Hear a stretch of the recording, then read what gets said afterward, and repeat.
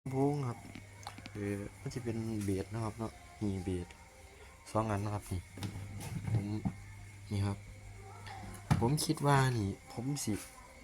โมดิฟายตู้นี่ครับตู้ที่คิดเป็นตู้กลางแหลมนะครับผมสิโมดิฟายให้เป็นตู้เบสนะครับนี่ครับคล้ายๆแบบนี้แต่ว่าผมสิเฮ็ดเป็นตู้เบสปิดนะครับเนาะก็คือมันสิเป็นเอานี่ครับหนามันงบลงไปนะครับแล้วมันสิมีหูอยู่นี่เนาะเนี่ยครับมันจะเป็นหูอยู่ประมาณนี้ตรงนี้จะเป็นซองกลางแหลมเหมือนเก่านะครับเนาะเดี๋ยวมันจะเป็นหูเปิดอย่างนี้สิครับเดี๋ยวมันจะเป็นตัวผมกลับไปเบิ้งนะไปศึกษาแล้วนะครับ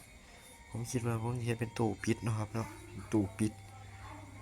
ขันตู้ปิดนี่คือใส่ได้เฉพาะ